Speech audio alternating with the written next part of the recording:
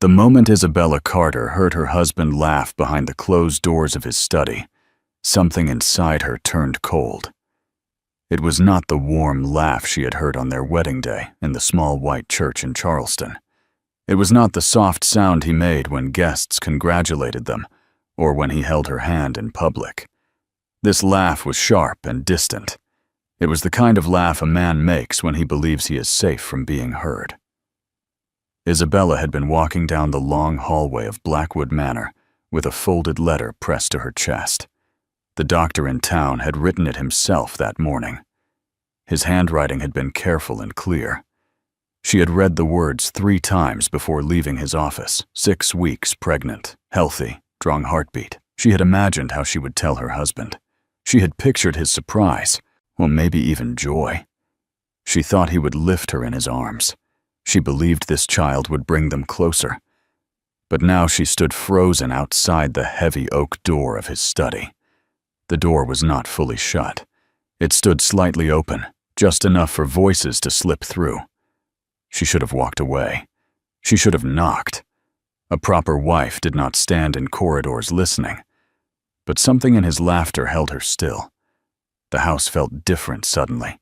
The long red carpet under her feet seemed endless. The portraits on the walls watched her in silence. Outside, rain hit the tall windows, covering the small sounds she made as she moved closer. "Come on, Jonathan. You cannot tell us the marriage is truly that empty." The voice belonged to Edward Prescott, her husband's closest friend. Isabella remembered him from the wedding reception 3 months ago. He had toasted to love and loyalty. "Empty would require feeling," Jonathan replied. "I do not feel anything at all." The words landed so hard in her chest that she nearly dropped the letter. Her fingers tightened around it until the paper wrinkled. Another man spoke. "William Harper." She recognized his deep voice.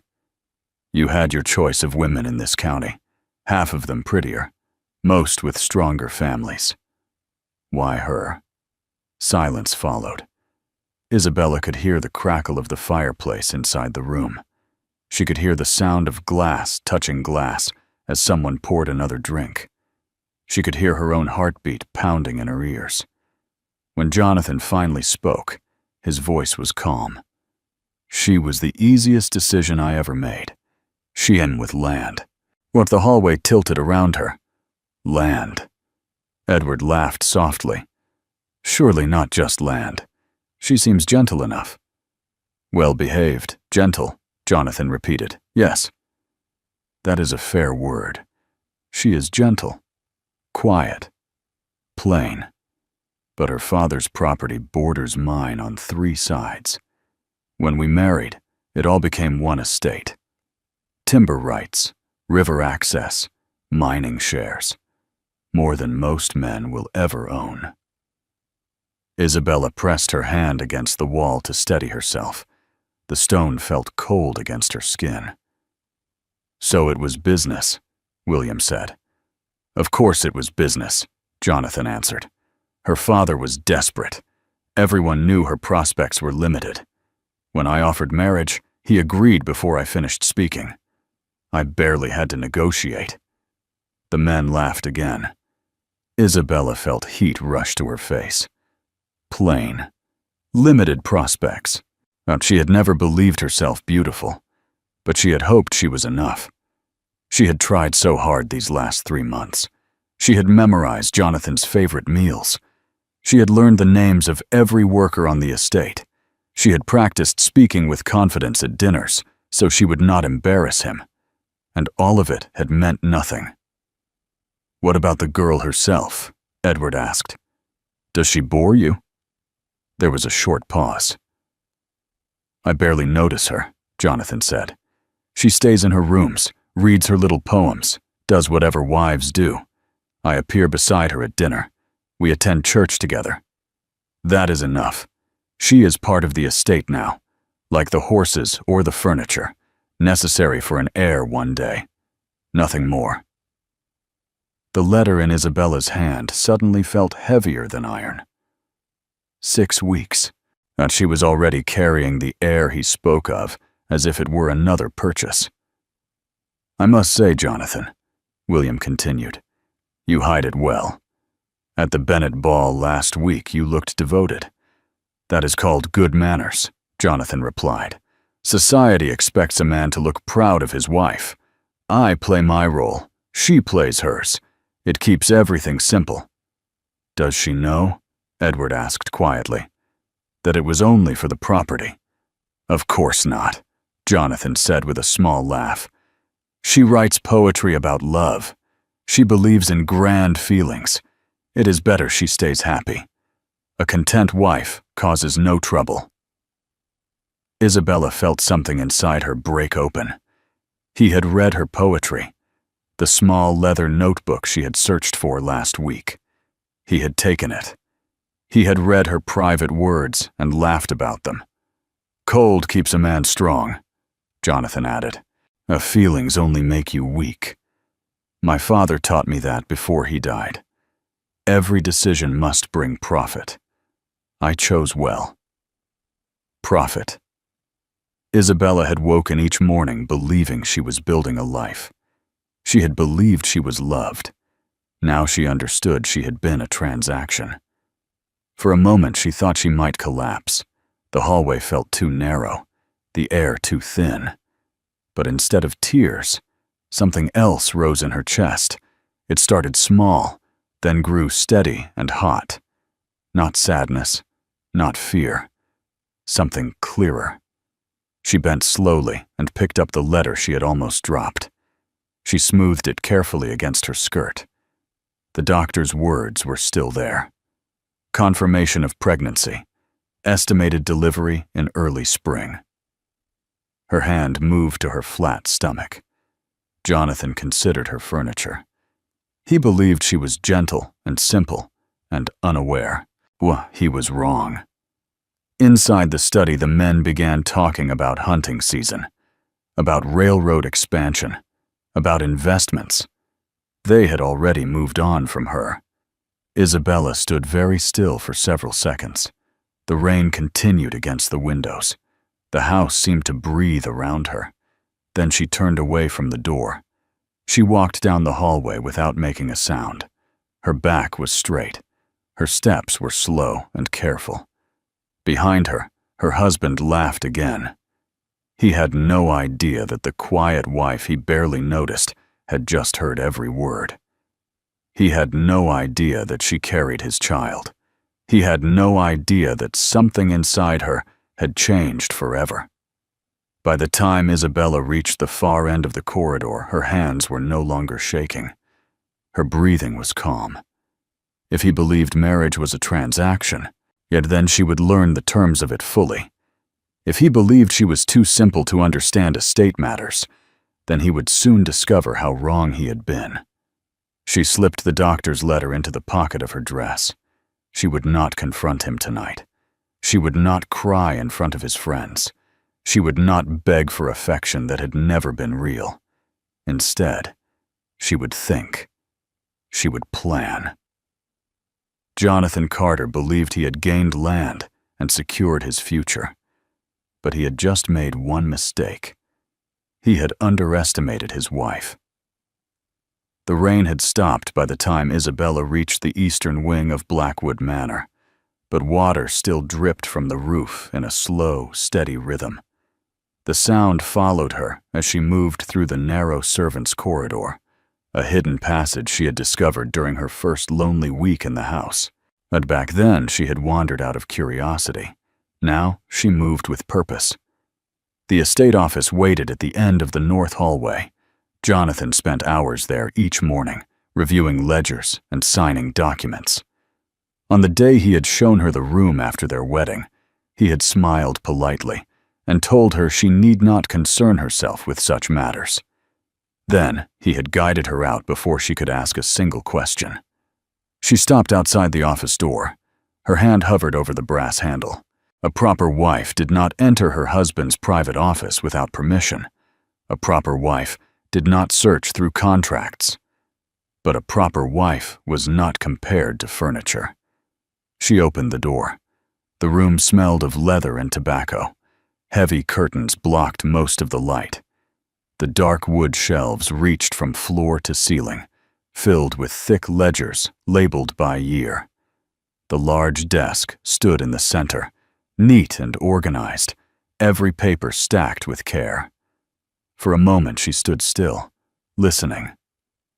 The house was quiet. Jonathan and his friends had gone riding. She had time. She moved to the desk first. The top drawer was locked. The others held ordinary items. Sealing wax, spare pens, a silver letter opener engraved with the Carter crest. Nothing useful. Her eyes lifted to the shelves. She pulled down a ledger at random. In Estate Revenues 1888. The pages were filled with columns of numbers and notes she struggled to follow. She replaced it carefully and tried another. Property transfers. Then, tenant agreements. Nothing mentioned her. Then she noticed a leather portfolio tucked behind several older books on the lowest shelf. It looked newer than the rest. Her heart began to beat faster as she carried it to the desk. Inside were legal documents tied together with a dark ribbon.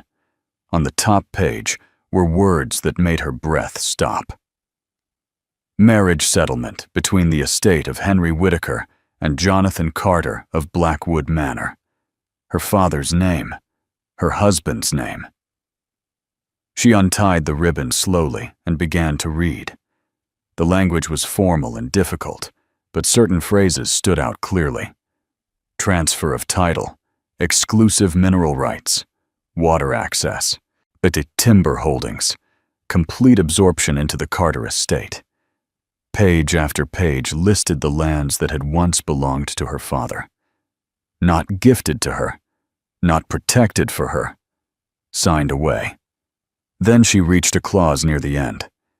In the event that no male heir is produced within 5 years of the date of marriage, Isabella Whitaker Carter may be lawfully set aside. All transferred properties shall remain permanently under Carter ownership. Her fingers tightened on the page. Set aside. The words were calm and legal, but their meaning was cruel. If she did not give Jonathan a son within 5 years, he could cast her away and keep everything. She would leave with nothing. 5 years to prove her worth. A strange calm settled over her. She placed her hand over her stomach again. 6 weeks.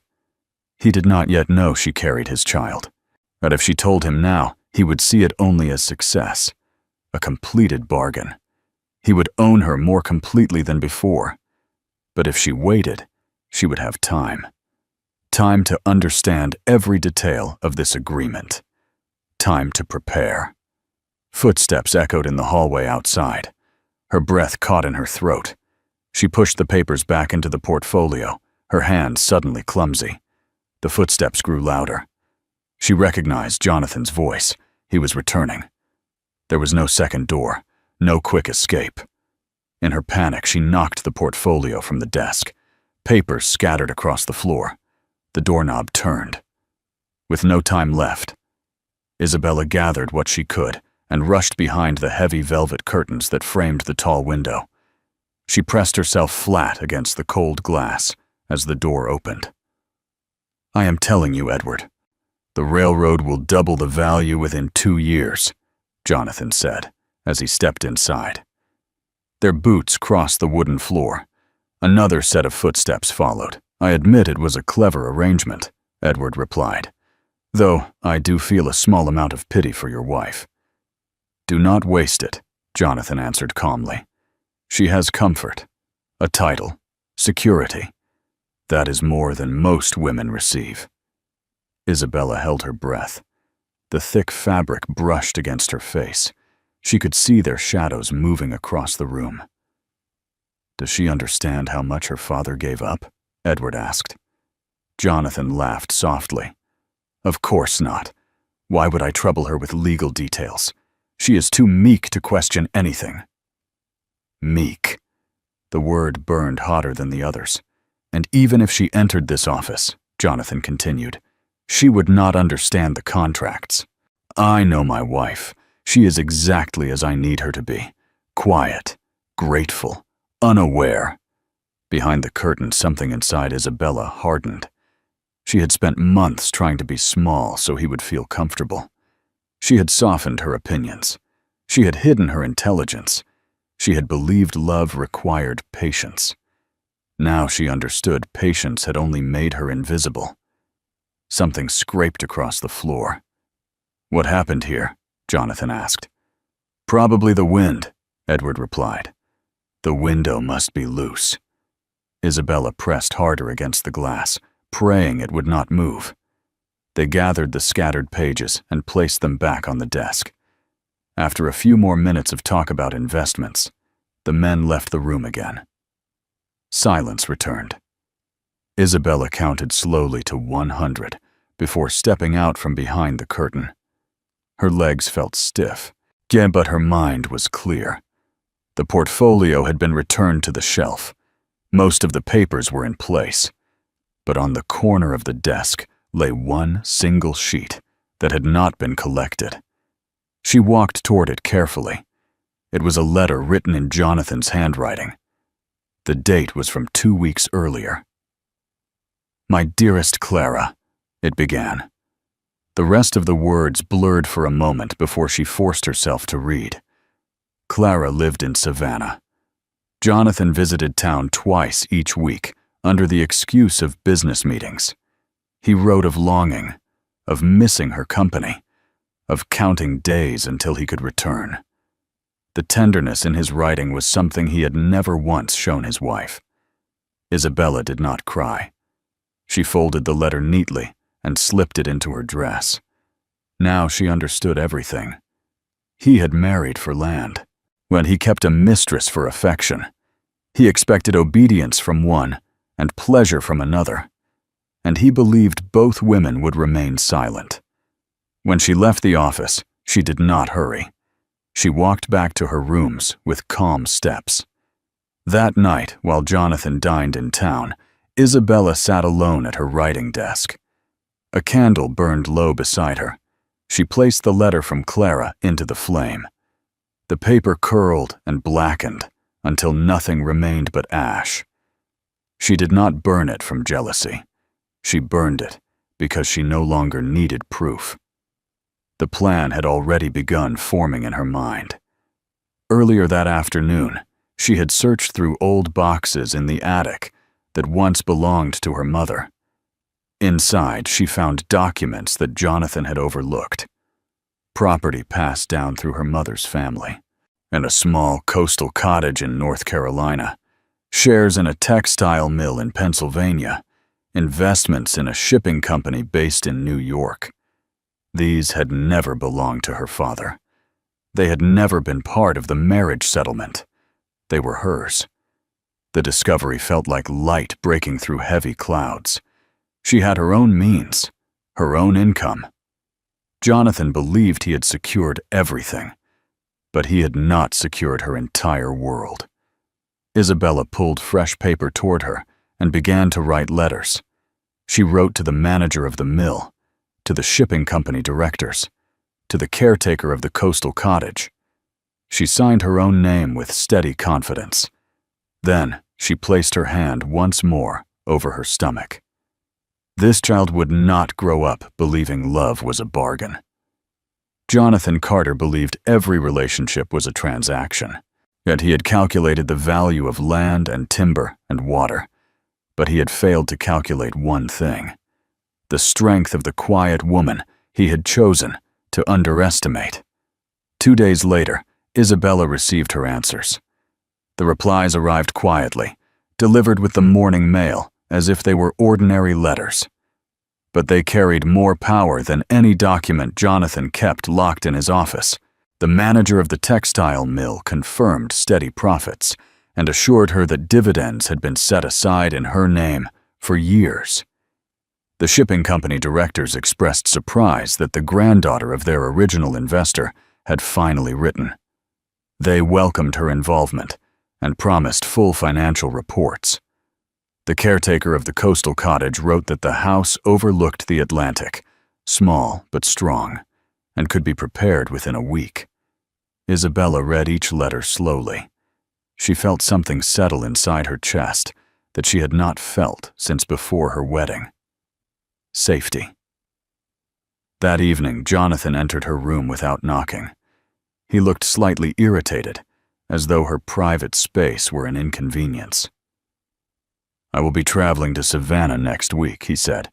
"Business matters. I will be gone 10 days. Isabella folded the last letter calmly. "Of course," she replied. "I hope your business is successful." He studied her for a moment. "You seem unusually content." "I have been thinking," she said softly. "It is helpful to understand exactly what one's place is." Something flickered in his expression. Perhaps confusion, perhaps discomfort. But it passed quickly. "A wife who understands her position keeps a peaceful household," he said. "Indeed," she answered. After he left, Isabella began packing. She did not pack much, only what belonged to her: her mother's jewelry, her father's old pocket watch, a few dresses, her poetry notebook, the medical letter confirming her pregnancy. She wrote one final note and placed it in an envelope addressed to Jonathan. "Jonathan, by the time you read this, I will be gone from Blackwood Manor. I am not asking permission. I am informing you of a decision. You married me for land. I understand that clearly now. You believed I would remain quiet and grateful, unaware of what was signed away in my name. You were mistaken. I am carrying your child, 6 weeks along, the heir you spoke of so casually. But this child will not grow up in a house where love is measured in acres and profit. The properties from my mother's family were never yours. I have claimed them. I will build a life there. You may keep every inch of land you gained from my father. I want nothing from Blackwood Manor. Do not attempt to find me. Isabella." She sealed the letter carefully and left it on his desk in the estate office, resting against the very ledger where he recorded his acquisitions. At dawn, a carriage waited in the rear courtyard. Mrs. Thompson, the housekeeper, stood beside it with tears in her eyes. "You are certain, ma'am?" she whispered. "I am certain," Isabella replied. Mrs. Thompson pressed a small pouch of coins into her hand. "Then, go with courage." The carriage rolled away from Blackwood Manor just as the sun rose over the fields. Isabella did not look back immediately. She waited until the gates had nearly disappeared behind them. The house stood tall and gray against the morning sky, imposing, cold. For the first time since her wedding day, she felt light. The journey to the coast took several days. When she arrived, the cottage was simple but strong, sitting on a cliff that overlooked endless blue water. The air smelled of salt and freedom. Waves struck the rocks below in steady rhythm. It was not a grand estate. It did not carry a title, but it was hers. Months passed quietly. Isabella managed her investments through letters. The mill profits continued. The shipping dividends arrived each quarter. She learned to balance accounts herself.